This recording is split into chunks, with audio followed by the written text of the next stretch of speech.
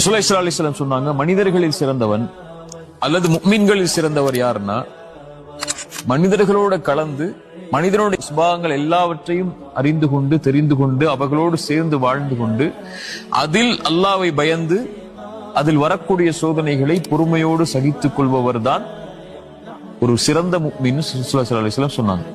எனக்கு எதுவுமே அவதூறு வரக்கூடாது, என்ன மக்கள் யாருமே தப்பா பேசக்கூடாது, மக்கள் என்கிட்ட எல்லாருமே நல்லதா மட்டும் தான் நடக்கணும், நல்ல விஷயங்கள் மட்டும் தான் என் காதுல விழணும், நான் யாரோடையுமே கலக்க மாட்டேன், அதனால எதுவுமே எனக்கு தேவையில்லைன்னு சொல்லி ஓரத்துல ஒதுங்கி உட்கார்றதை விட மனிதன் இயல்பான மனிதனுடைய சுபாவங்கள் கோடி கொடூரமான சுபாவங்கள் இருக்கும்.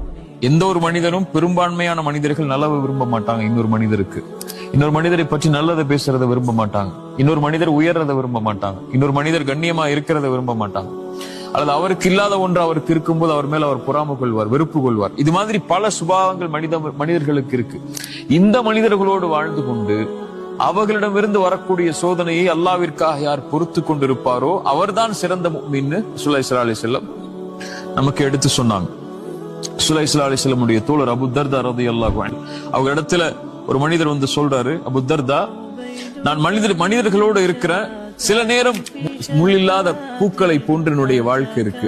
அவர்களோடு இருக்கும்போது சில நேரம் முள் மட்டும்தான் இருக்கு, பூவே இல்லை. சில நேரம் நல்லா இருக்கு மனிதர்களோட வாழும் போது, சில நேரம் ஏண்டா வாழ்றோம்னு தோணுது. மேலும் சொன்னாங்க, அவர்களிடத்தில் நல்ல முறையில் நடந்து கொண்டால் நல்லா நடந்துக்கிறாங்க, நடக்கலன்னு சொன்னா அவ்வளவுதான் நீ இல்லாமே ஆகிறன்னு கூட நினைக்கிறாங்க. நல்லா நடந்தா நடப்பேன், நல்லா நடக்கலையா அவ்வளவுதான், இருக்கக்கூடாது. அப்படிங்கிற சுபாவங்களை கூட மனிதர்களிடத்துல நான் பார்க்கிறேன். அபூ தர்தா சொன்னாங்க, அவர்களிடத்தில் உன்னுடைய மானத்தை கடன் கொடுத்து விடு, அது உனக்கு வறுமையின் நாளில் உதவி செய்யும். நான் அதாவது உன்னுடைய மானத்தை அவர்களிடத்துல கொடுத்துரு, அவங்க பேசட்டும், உன்னை பத்தி என்ன வேணாலும் அவங்க பேசட்டும், உன்னை பத்தி என்ன வேணாலும் அவங்க சொல்லட்டும், அதை விட்டுரு. ஆனால் வறுமைன்னு ஒரு நாள் வரும், அந்த நாள்ல உனக்கு அது உதவி செய்யும். ரசூலுல்லாஹி ஸல்லல்லாஹு அலைஹி வஸல்லம் ஹதீஸ் அடிப்படையில் அவங்க சொன்னாங்க. இதே அபூ தர்தா தான் இன்னொன்னு சொன்னாங்க, மானம் என்பது அல்லாஹ்வுக்கு சம்பந்தப்பட்டது. ஒருவனை கண்ணியப்படுத்துறது யார்? நம்முடைய நம்பிக்கைப்படி அல்லாஹ். ஒருவனை இழிவுபடுத்துறது யார்? அல்லாஹ். அல்லாஹ்விடத்தில் ஒப்படைச்சது.